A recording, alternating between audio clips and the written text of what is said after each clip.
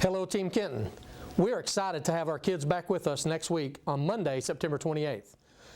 Team Kenton, to include our extended family, we know that dealing with this pandemic has been very challenging for everyone. On behalf of our Board of Education, we say a very special thank you for your patience, cooperation, and support during this unprecedented time. While the challenge is not over, and we must all continue to be flexible and understanding, we are taking a major step forward next week as once again, our kids will be with us on Monday utilizing an A-B rotational model. To discuss what next week and going forward will look like, we have our Chief Academic Officer with us, Ms. Shauna Harney. Shauna, next week we will be on an A-B rotation for instruction. Can you remind everyone what this will look like and how they can get more information on this model should they need it? Absolutely. So next week we will start in person, which is an A-B rotation, and to keep compliant with our guidelines, we did have to reduce capacity. So students in grades 4 through 12 will be on an A-B rotation. Our students in P through 3 will come in person 5 days a week, unless of course that family chose to do the synchronous model or the virtual learning center. So for the A-B rotational model, we have that calendar in multiple places on our website. We simply just reduce the capacity and split our alphabet in half, as well as accounting for all households. We wanted to make sure that everybody in the same house would be on the same team. So essentially, students with the last name beginning with A through K are Team A, and they will report in person Mondays and Wednesdays with alternating Fridays. Team B would then be students starting with the last name L through Z, and they would report in person on Tuesday and Thursday with alternating Fridays. And again, that calendar can be found everywhere on our website, multiple places. Certainly if you have a question, reach out to your school. As recently as yesterday, we were also working with our Infinite Campus system. If you are a parent and you're accessing the parent portal, you should now be able to see Team A and Team B show up when you access our parent portal. So if you have any questions about that, please don't hesitate to reach out to your school to clarify what days and what team. We know that we have had students that are on virtual learning full-time, synchronous learning full-time. Parents have chose that for their students. Those students will be able to remain on synchronous full-time and virtual full-time. Is that correct? That is correct. So if you are continuing on the virtual learning center full-time, of course you would just continue as you have been. I know that staff members from each building are checking progress of students on the virtual learning center platforms, as well as making connections weekly with those students and families just to make sure everything is going okay. So that will continue as is. And for those parents and students who are continuing with synchronous, that will certainly be the case. We may still have some students participating just full-time synchronous, as well as then the students who are not in person, they would be synchronous learners during that off day as well. Thank you. And Shauna, one of the questions we get fairly frequently is, if I chose in-person learning or if I chose synchronous full-time or virtual full-time, can I change my decision? And if so, how do I go about doing that?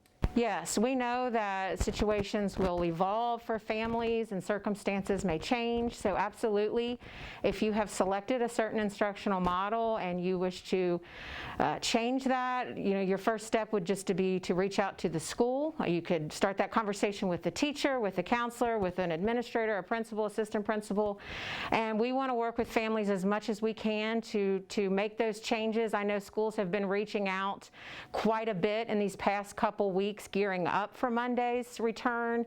So certainly if there is a change in your situation, just let the school know. And I know that our schools are working with everybody to accommodate all the needs as best as we can. Thank you, Shauna. Once again, our families have simply been amazing during this entire challenge that we've experienced since March 13th. And we do know when we go back to the A-B rotational model, we still have some families that need support with synchronous when their kids are not in in-person learning.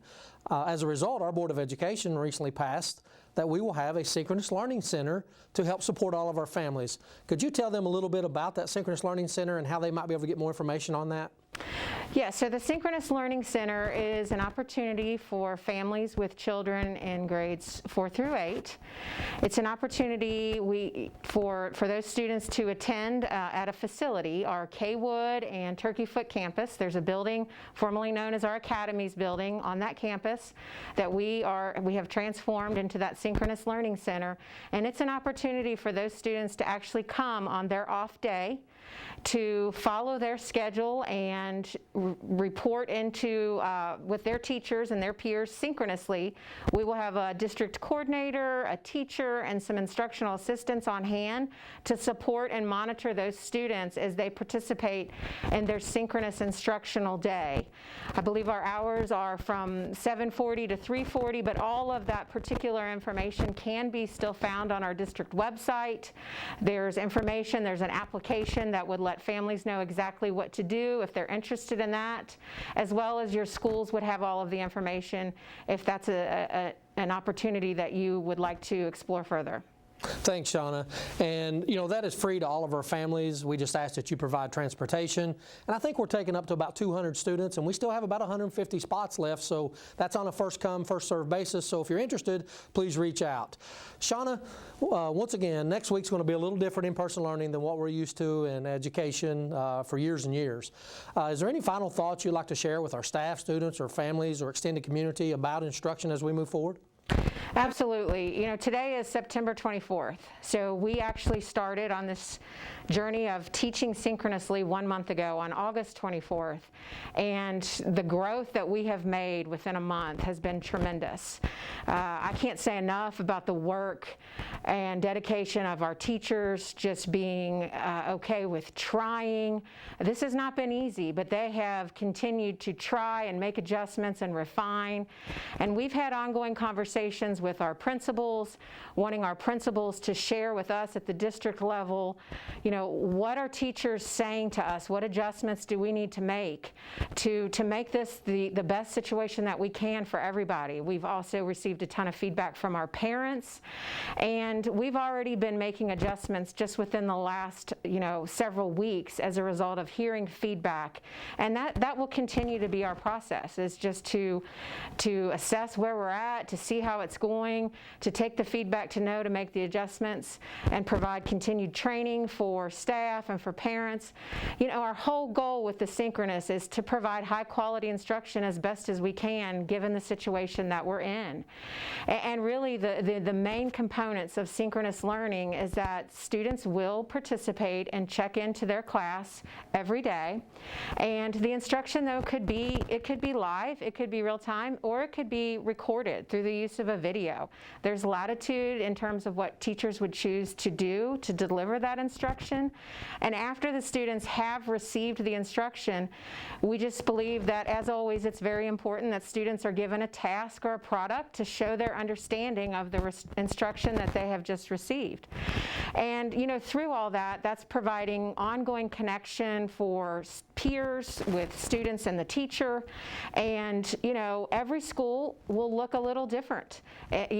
For example, one school, your child or the students may be receiving instruction from a teacher who is teaching just all students who are participating synchronously. Some students may be receiving instruction from a teacher who has students in the classroom as well as students participating synchronously. So it can be very different based on the structure and the needs at each individual local school. We just really want to make sure that our teachers are moving through the curriculum and they're providing that instruction, and again, that could be via a video, via real time, multiple different ways that students are showing what they know through some type of product, and that we've got connections embedded throughout for peers and teachers. And so I just can't say enough about our teachers, our building leaders, principals, assistant principals, counselors, just everybody, and parents. As we said, we have really transformed education as we know it. And we know that on September 28th, we're excited to have the kids back, but we know that comes with a little bit of nerves, and we will again adjust as we transition to the AB model, and we will continue to refine and just make this the best that we can for everybody. Wow, thanks, Shauna. That's great information. And to our families who are listening and our staff, I just want to reiterate the instructional growth we've made. Just wonderful. Thank you. Special thank you to everyone. And Shauna, I take away from your message there that it's very important that we all remain fluid and flexible, and just know that we will change when necessary to do what's best for our kids in instruction. Absolutely. When we come back next week, we will see some other major safety differences that have been completed and or are in the final stages of being completed.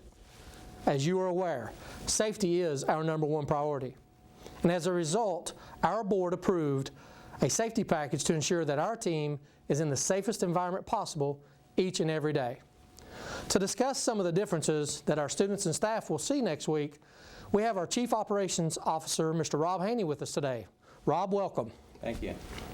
Rob, one of the safety things that's really made a difference in our schools is the addition of the SROs in every one of our schools, and we want to thank our Board of Education, obviously, for approving that.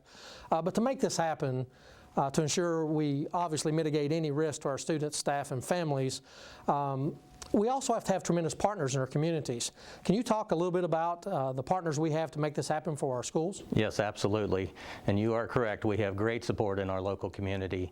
Again, all of these municipalities and the fiscal court and the county government came together in full support of the SRO program in Kenton County, which is a major step forward with our entire security program because, as you know, Senate Bill 1 was passed by the legislators some time back with a goal toward an SRO in every school building. So it's fantastic that we've already achieved that level of success, and we have an SRO in every single building in this school district. I've had an opportunity to speak with most of them, and they're all phenomenal. They build great relationships with our kids, not only protecting our staff and students and families, but they also build great relationships. So special thank you to everyone involved. One of our main focal points was to ensure every KCSD school has a secure vestibule. I'm proud to say, and I know you are, that as of today we can now say that every school in Kenton County has a secure vestibule. Could you talk a little bit about the work that's happened to ensure that we have secure vestibules and what that means in all of our schools? Yes, sir. And as you know, we've been at this for quite some time, and we've continued to add that secure vestibule design through new construction and subsequent renovations to school facilities. But at this last project that we moved forward with this last summer, we were able to pick off the last 2 remaining schools in the entire school district. And what that essentially does, it provides a screening process at the door prior to visitors entering the school. And it allows a more secure office administration area, and it certainly creates that buffer should anybody intend to do any harm into a school building. Thanks, Rob. And we all know, once again, that was part of the safety bill from Senate Bill 1, I think a couple legislative sessions ago. And once again, here in Kenton County, we're kind of out front. We now have that in every school, and we're proud to be able to say that. Yes, absolutely. And as a part of that project, we now have a standardized screening process in place with the IdenTKID system. So every single school in the entire district has a similar platform to screen visitors as they come in, where they would provide their driver's license or identification before being granted entrance into the school building. Thanks, Robin. And to our families, once again, thank you so much for your patience and support. Like dealing with the pandemic and the instructional situations we spoke about a few minutes ago, we're also asking people to be patient and cooperate with our IdenTKID system, with being screened when you enter our schools. You may be asked for IDs, but we can't say enough about our families and their cooperation in ensuring we have safer schools for our kids. Absolutely. I think parents included and staff included, they all want the safest possible environment for our students, so we know that we have their full support in our efforts moving forward. Rob, there's been several other things in our safety package, and I know obviously we can't name them all, but could you just let our family, our Team Kenton Extended family, know about a few things that they may see a little different when we come back to school next week? One of the things that may not be as visible, yes, it will be visible, because we do have a new security camera system in every single school building, as well as the campus themselves. We have saturated coverage around every single building in the school district. And whereas I say that it will be visible is because there is a screen that will be in every single lobby when you enter the school, and you will be able to see those security cameras and what they're looking at. As a part of this project, we also installed door access controls around every single building in the school district. Every single building has the entire platform of a door access control, and it's also communicating with the security cameras. So anytime we have a door open up, a security camera will send an alert to a principal or an administrator with a visual into that security camera or the SRO. So it's a fully comprehensive platform between security cameras and door access controls. Every single school building has the same system. We've also installed a DAS system, which is an amplification system for all cell phones. Our security platform depends upon cell coverage, and we were deficient in several areas. So now we have good saturated cell coverage throughout every single building, which will help staff in an emergency response situation. But we've done a myriad of things with this project. We have fencing around all of the elementary playgrounds, and that's something that we've been kind of marching toward for some time, but this project allowed us to really get all of those playgrounds fenced in completely this time around. Another really exciting element that we've installed is a Car Rider Pro system. We had this in a couple of locations in the elementary schools, but now we have the same system in every single elementary school. So any parent that's picking up a child will have an ID badge in their rear view mirror, and it has a chip embedded that will put that parent in line with the child inside. So you're associating a child with a car, which is a much safer pickup process, but it's a much more efficient process as well. So we're really excited to have that system district-wide moving forward. But there are a lot of things. Again, I know we can't cover everything, but we have evacuation sleds for any of our multi-story buildings that we can evacuate a handicapped staff member or a handicapped student during an emergency situation. And we've never had that. It's a system similar to what Children's Hospital utilizes. So again, it's very comprehensive, and we really picked off a lot with this project. So the board is to be commended in full support of this project, a capital project. And I know all of our staff and students and families are appreciative of the effort of this project. Well, Rob, thanks for sharing all that. And, you know, safety is our #1 priority. And I'm happy to tell everybody listening today that the safety package that's been implemented and it's in its final stages of being implemented is obviously going to go a long way in mitigating any risk towards our students, staff, and families. And I want to thank also the Board of Education for approving that and all the great work that's occurred for making sure our kids and staff are in a safer environment. So thank you very much. Absolutely. Thank you. So lastly, during this video, we want to talk a little bit about our new district dashboard that's been approved and will be utilized as we start in-person instruction next week.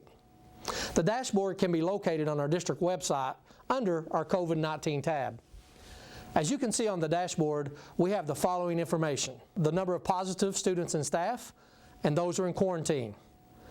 We also have the percent of the positivity rate for all the reported cases that we're reporting daily to the DPH or the Department of Public Health. Our community can see our positivity rates in every school at any time. We also have the total number of positives for our district that's been reported. And this is a grand total, so all of our stakeholders will be able to see that number as well. So team, as we've talked during this video about what instruction is going to look like in person learning, some physical changes that you're going to see with regards to safety when we come back to in-person learning next week. The last thing we want to talk about during this video segment is our updated new dashboard, because I am sure that all of our stakeholders want to know what's going to happen when we return to school with regards to COVID and potential positive cases. Well, first let me say on our new dashboard, we have a lot of information there, and you can access this by going to our district website and clicking on our COVID-19 link. On our new dashboard, we have full transparency. We have all the positivities for students, staff, and quarantines for all of our schools individually. We also have the percent positivity rate for the current week in each individual school. We have the number of positives from the beginning of us tracking positives in our school district. That's a total number that'll be ongoing. And we also have the percent positivity rate for the current week for the entire district. Recently, the state, as you probably are aware, released a dashboard that they asked school districts to follow all across Kentucky when making decisions on opening and closing schools. This dashboard actually asked us to make decisions for the entire district, district-wide, on their model.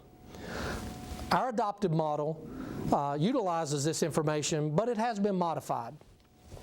The green, yellow, and orange segments of the dashboard are pretty much the same. We just changed language to use our KCSD guidance document, which at this point I would refer anyone who has questions about, once again, in-person learning, to please read and make yourself familiar with our guidance document. But the green, yellow, and orange portions of the dashboard are pretty congruent or in line with the state model. Under the state model, when districts get to red, which is 25 cases per 100,000 in your community, they ask school districts to close all schools in the community. Our adopted model made a change to this recommendation. This is a recommendation from the state, not a mandate. If the district, hopefully we never will, but if we get to the red category where we have more than 25 cases per 100,000, we will then implement our testing system. So under our testing system, 10% of students and staff will be tested weekly. And then we will simply follow our school decision matrix that's also on our dashboard. When and if the district, hopefully we never will, reaches the red category, instead of closing all schools, we will implement our testing system. Our testing system will be, we will test 10% of all students and staff on a weekly basis. This will determine whether or not we have spread in our schools. And rather than making a decision to close all schools, we will address individual schools in our school district. We will simply follow our school level decision matrix, which is also on our dashboard, to make these decisions. Any school that is 6% positive or above at any time, whether it's green, yellow, orange, or when we get to the red category and start testing, if an individual school is 6% above positive, we will close that school for 1 week. It is important to note here that we will stop testing in the red category when the district returns to yellow. That is a recommendation of the state that we remain whatever protocol we're following in the red until the district returns to yellow. In the top right-hand corner, you will see more information on the dashboard. You can click on that link and read a little bit about each section that I have covered very, very quickly of our dashboard. At the very bottom of this information is complete information on our testing program if you want more information. A couple things I want to point out about the testing program. First, once again, it is 10% students and staff. However, any student or staff that does not want to participate can opt out. And this can be done through the district form that everyone will receive. Part of the state's recommendation was to stop all athletic activities if we get to the red category. Once again, we will follow the same model I just explained with testing.